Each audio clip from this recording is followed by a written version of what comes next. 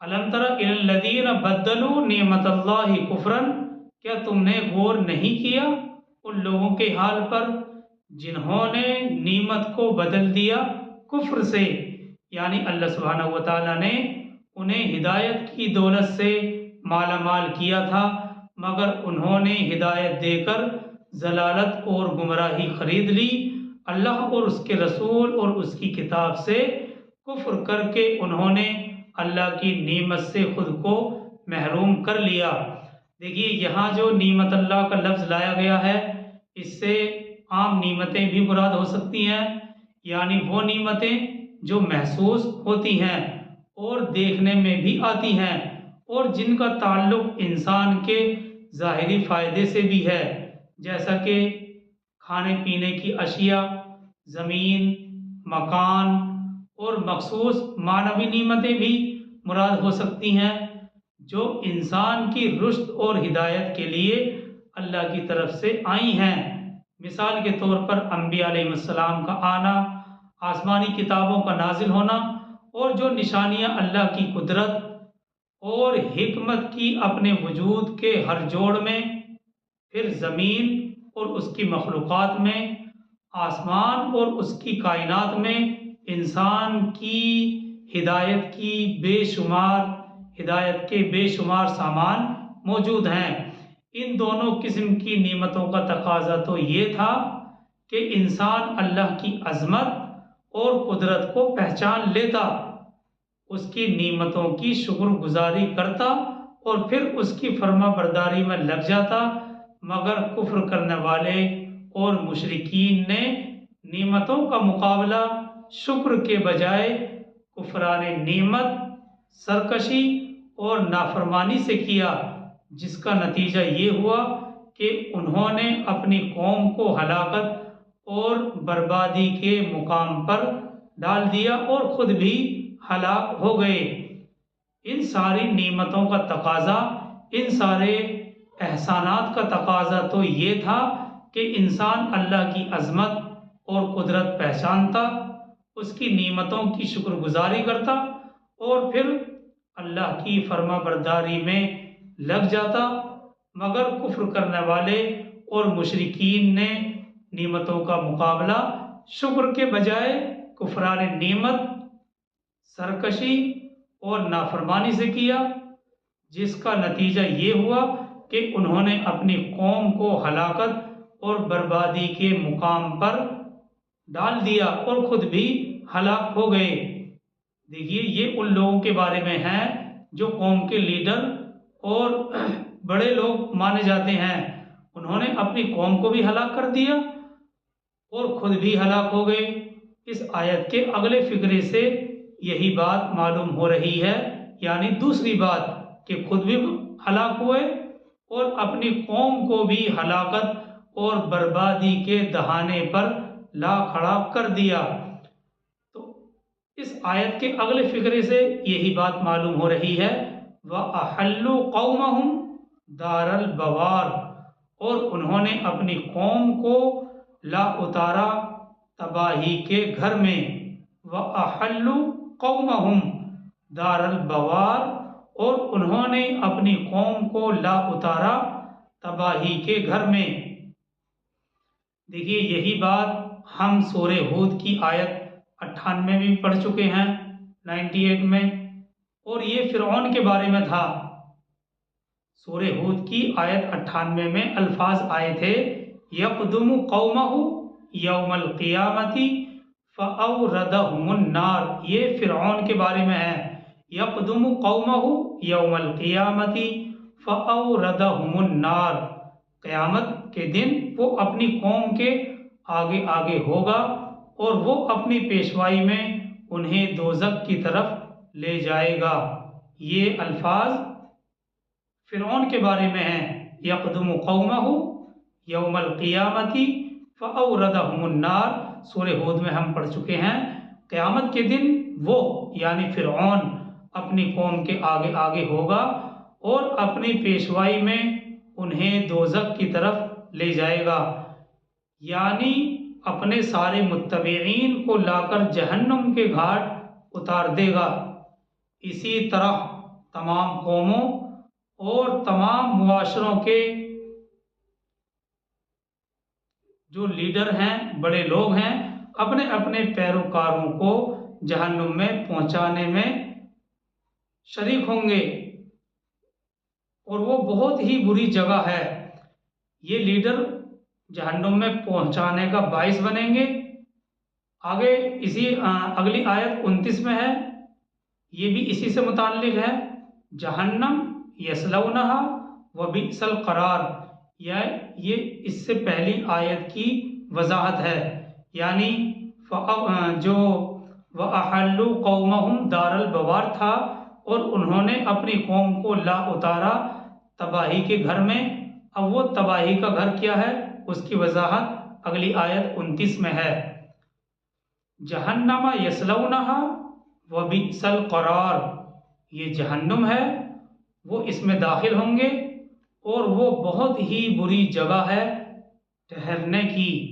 देखिए ये 3 आयतें हैं, आयत नंबर 27, 28 और 29। आयत 27 की वजाहत तो कल हुई थी और ये 2 आयतें यानी 28 और 29, 27, 28, 29, इन तीनों आयतों का खुलासा ये निकला कि इन तीनों आयतों में तौहीद और कलिमा ला इलाहा इल्लल्लाह की अजमत और फजीलत और उसकी बरक़ात और समरात का जिक्र है और उससे इनकार की नहुसत और बुरे अंजाम का बयान हुआ है। जी हाँ, इन तीनों आयतों से मालूम हुआ कि तौहीद एक ऐसी लाजवाल नेमत और दौलत और एहसान है जिसकी बरकत से दुनिया में अल्लाह की हिमायत और तरफदारी साथ होती है, नसीब होती है, और आखिरत और कब्र में भी, और उससे इनकार अल्लाह की नेमतों को अजाब से बदल डालने के मुतरादिफ है। ये 3 आयतें हैं, इन तीनों आयतों का यही खुलासा निकला कि तौहीद और कलिमा ला इलाहा इल्लल्लाह की अजमत और फजीलत और उसकी बरक़ात और समरात का इन तीनों आयतों में जिक्र है और उससे इनकार की नहुसत और बुरे अंजाम का बयान हुआ है। इन तीनों आयतों से ये मालूम हुआ कि तौहीद एक ऐसी लाजवाल नीमत है और दौलत है जिसकी बरकत से दुनिया में अल्लाह की हिमायत और तरफदारी नसीब होती है और आखिरत और कब्र में भी, और इससे इनकार यानी तौहीद से इनकार अल्लाह की नेमतों को अजाब से बदल डालने के मुतरादिफ है। तो ये तीनों आयतों का खुलासा था। आगे चलते हैं आयत 30 की तरफ, सूरह इब्राहिम की आयत नंबर 30। वजअलू लिल्लाहि अंदादन लियुज़िल्लू अन सबीली, और उन्होंने अल्लाह के मद्दे मुकाबिल यानी शरीक ठहरा दिए हैं। वजअलू लिल्लाहि अंदादन लियुज़िल्लू अन सबीली, और उन्होंने अल्लाह के मद्दे मुकाबिल शरीक ठहरा दिए हैं ताकि गुमराह कर दें लोगों को उसके रास्ते से। मतलब ये है कि उन्होंने झूठे माबूदों का ढोंग इसीलिए रचा रखा है ताकि वो लोगों को अल्लाह की बंदगी से हटाकर गुमराह कर दें और जिस राह पर वो खुद चल रहे हैं उसी राह पर लोगों को भी ढकेल दें। इस आयत में जो लफ्ज़ लाया गया है अंदाद, ये निद की जमा है। इसके माना मद्दे मुकाबिल के हैं यानी बराबर के हैं। सूरह बकरा के दूसरे रुकू में भी हम इस लफ्ज़ को पढ़ चुके हैं, फला तजअलू लिल्लाहि अंदादन। तो अल्लाह के मद्दे मुकाबिल यानी बराबर ना ठहराया करो। अल्लाह के साथ शरीक करना या किसी को उसके क्या कहते हैं मद्दे मुकाबिल ठहराना, इस्लाम में ये बड़ा ही नाजुक मामला है। अल्लाह सुब्हानहू व तआला के साथ शिर्क करना या किसी को उसके मद्दे मुकाबिल ठहराना, इस्लाम में ये मामला बड़ा ही नाजुक और पेचीदा है। और इस मामले की नज़ाकत का इस बात से भी ہم اندازہ لگا سکتے ہیں، اس بات سے بھی اندازہ لگایا جا سکتا ہے کہ ایک صحابی نے حضور صلی اللہ علیہ وسلم کو محاورے کے طور پر کہا ما شاء اللہ وما شئت۔ یہ صحابی کے الفاظ ہیں جو انہوں نے نبی صلی اللہ علیہ وسلم سے کہے ما شاء اللہ وما شئت، حالانکہ ان کا مقصد اللہ کی ذات میں شرک کرنا ہرگز نہیں تھا۔ انہوں نے کہا محاورتاً ما شاء اللہ وما شئت، جو اللہ چاہے اور جو آپ چاہیں۔ اس کا مطلب یہ ہے جو اللہ چاہے اور جو آپ چاہیں، یعنی اے نبی صلی اللہ علیہ وسلم جو آپ چاہیں۔ تو آپ صلی اللہ علیہ وسلم نے اسے فوراً ٹوک دیا اور فرمایا اجعلتنی للہ ندا ما شاء اللہ وحدہ، کیا تو نے مجھے اللہ کا مد مقابل بنا دیا، بلکہ ہوگا وہی جو تنہا اللہ چاہے گا۔ اجعلتنی للہ ندا ما شاء اللہ وحدہ، کیا تو نے مجھے اللہ کا مد مقابل بنا دیا، بلکہ ہوگا وہی جو تنہا اللہ چاہے گا۔ یعنی مشیت تو اللہ ہی کی ہے، جو ہوگا اسی کی مرضی اور منشا سے ہوگا، اختیار صرف اسی کا ہے، کسی اور کا کوئی اختیار نہیں۔ تو یہ شرک اور برابری کا معاملہ اسلام میں بڑا ہی نازک ہے۔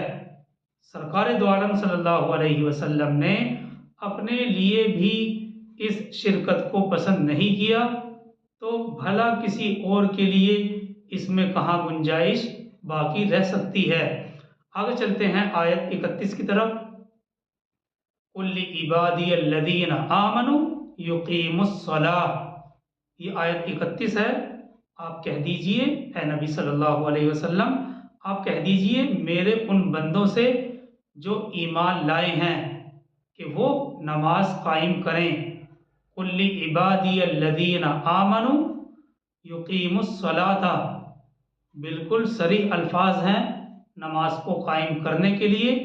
قُل لِعِبَادِيَ الَّذِينَ آمَنُوا يُقِيمُوا الصَّلَاةَ، اے نبی صلی اللہ علیہ وسلم آپ فرما دیجئے میرے ان بندوں سے جو ایمان لائے ہیں کہ وہ نماز قائم کریں۔ آگے اسی آیت میں ہے وَيُنْفِقُوا مِمَّا رَزَقْنَاهُمْ سِرًّا وَعَلَانِيَةً مِّن قَبْلِ أَن يَأْتِيَ يَوْمٌ لَا بَيْعٌ فِيهِ وَلَا خِلَالٌ، اور جو کچھ ہم نے انہیں دیا ہے اس میں سے خرچ کرتے رہیں خفیہ اور اعلانیہ، اس سے پہلے کہ وہ دن آ جائے جس میں نہ کوئی خرید و فروخت ہوگی اور نہ کوئی دوستی قائم آئے گی۔ من قبل ان یأتی یوم لا بیع فیہ ولا خلال کے الفاظ ہیں، اس سے پہلے کہ وہ دن آ جائے کہ جس میں نہ خرید و فروخت ہوگی اور نہ کوئی دوستی کام آئے گی۔ دیکھیے یہ الفاظ آیت کے جو دوسرے حصے کے الفاظ ہیں یہ سورہ بقرہ کی آیت 254 سے کافی ملتے جلتے ہیں، اور یہ آیت آیت الکرسی سے پہلے ہی ہے، ایک آیت پہلے ہے۔ وہاں خرید و فروخت اور دوستی کے علاوہ شفاعت کی بھی نفی کی گئی ہے، یہاں پر تو صرف خرید و فروخت اور دوستی کو بیان کیا گیا ہے، لیکن وہاں سورہ بقرہ کی آیت 254 میں شفاعت کی بھی نفی کی گئی ہے۔ یا ایھا الذین آمنوا انفقوا مما رزقناکم من قبل ان یأتی یوم لا بیع فیہ ولا خلۃ ولا شفاعہ، یعنی اس دن سے پہلے پہلے ہمارے عطا کیے ہوئے ہمارے دیے ہوئے رزق میں سے خرچ کر لو، جس میں نہ کوئی بے ہوگی، نہ دوستی کام آئے گی اور نہ ہی کسی کی شفاعت فائدہ مند ہو سکتی ہے۔ اس آیت کے تحت تفسیر ابن کثیر نے یہ نقل کیا ہے کہ اللہ سبحانہ و تعالی اپنے بندوں کو اپنی اطاعت کا اور اپنے حق ماننے کا اور خدا کی مخلوق کے ساتھ احسان اور سلوک کا حکم دے رہا ہے۔ اللہ تعالیٰ فرماتا ہے کہ نماز قائم کرتے رہیں، اور یہ اللہ سبحانہ و تعالی اللہ وحدہ لا شریک کی بہت اہم عبادت ہے، اور زکوٰۃ ضرور دیتے رہیں، رشتہ داروں کو بھی اور انجان لوگوں کو بھی، تاکہ اس دن کی ہولناکی سے نجات ملے جس دن کوئی خرید و فروخت نہیں ہوگی، اور نہ ہی دوستی کام آئے گی، اور نہ کسی کی شفاعت کام آ سکتی ہے۔ تو یہ ابن کثیر نے یہ بات نقل کی ہے کہ اللہ سبحانہ و تعالیٰ اپنی مخلوق کے ساتھ احسان اور سلوک کا حکم دے رہا ہے۔ اللہ تعالیٰ فرما رہے ہیں کہ نماز قائم کرتے رہیں، اور یہ اللہ وحدہ لا شریک کی ایک اہم عبادت ہے، اور زکوٰۃ ضرور ادا کرتے رہیں، رشتہ داروں کو بھی اور انجان لوگوں کو بھی، تاکہ اس دن کی ہولناکی سے نجات مل سکے جس دن نہ کوئی خرید و فروخت ہوگی، نہ دوستی کام آئے گی، اور نہ کسی کی شفاعت۔ تو یہ آیت 31 کی وضاحت تھی۔ آگے چلتے ہیں آیت 32 کی طرف۔ اللہ الذی خلق السماوات والارض وانزل من السماء ماء فاخرج به من الثمرات رزقا لکم، اللہ ہی ہے جس نے پیدا کیا آسمانوں اور زمین کو، اور اتارا آسمان سے پانی، پھر نکالا اس کے ذریعے سے پھلوں کی شکل میں تمہارے لیے رزق۔ فَأَخْرَجَ بِهِ مِنَ الثَّمَرَاتِ رِزْقًا لَكُمْ، اور اتارا آسمان سے پانی، پھر نکالا اس کے ذریعے سے پھلوں کی شکل میں تمہارے لیے رزق۔ اگلی آیت 33 ہے، وَسَخَّرَ لَكُمُ الشَّمْسَ وَالْقَمَرَ دَائِبَيْنِ وَسَخَّرَ لَكُمُ اللَّيْلَ وَالنَّهَارَ، اور مسخر کر دیا تمہارے لیے، تابع کر دیا تمہارے لیے سورج اور چاند کو کہ وہ مسلسل چل رہے ہیں، اور مسخر کر دیا تمہارے لیے رات کو اور دن کو۔ وَسَخَّرَ لَكُمُ الشَّمْسَ وَالْقَمَرَ دَائِبَيْنِ وَسَخَّرَ لَكُمُ اللَّيْلَ وَالنَّهَارَ، اور مسخر کر دیا تمہارے لیے سورج اور چاند کو کہ وہ مسلسل چل رہے ہیں، اور مسخر کر دیا تمہارے لیے رات کو اور دن کو۔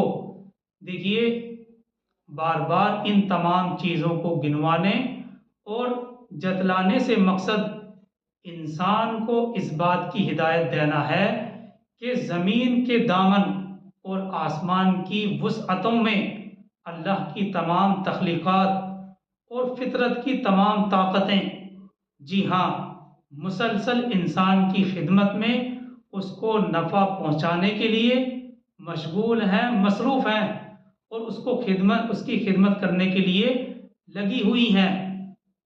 تو یہ مقصد ہے ان تمام چیزوں کے گنوانے اور جتلانے کا کہ انسان کو اس بات کی ہدایت دینا ہے کہ زمین کے دامن میں اور آسمان کی وسعتوں میں اللہ کی تمام تخلیقات اور فطرت کی تمام طاقتیں مسلسل انسان کی خدمت میں اس کو نفع پہنچانے کے لیے مشغول ہیں، اور وہ اس لیے کہ اس کائنات میں انسان ہی ایک ایسی مخلوق ہے جو سب مخلوقات سے اعلیٰ اور اشرف ہے۔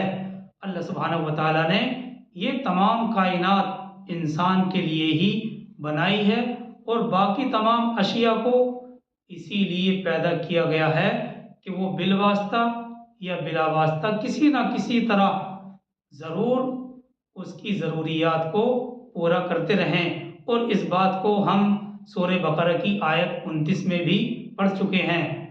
اللہ تعالیٰ سورہ بقرہ کی آیت 29 میں فرماتے ہیں، هُوَ الَّذِي خَلَقَ لَكُم مَّا فِي الْأَرْضِ جَمِيعًا، یعنی یہ زمین جو کچھ بھی نظر آ رہا ہے یہ سب اللہ نے تمہارے لیے یعنی انسانوں کے لیے پیدا کیا ہے، اور ان تمام چیزوں کو تمہاری ضروریات پوری کرنے کے لیے مسخر کر دیا ہے، تابع کر دیا ہے۔ تو یہ آیت 33 تک وضاحت ہو چکی، اتنی ہی تیاری ہوئی تھی۔ اللہ تعالی ہم سب کو عمل کی توفیق عطا فرمائے۔ سبحان اللہ و بحمدہ سبحانک اللہم و بحمدک ونشہد ان لا الہ الا انت ونستغفرک ونتوب الیک سبحان ربک رب العزۃ عما یصفون وسلام علی المرسلین والحمد للہ رب العالمین.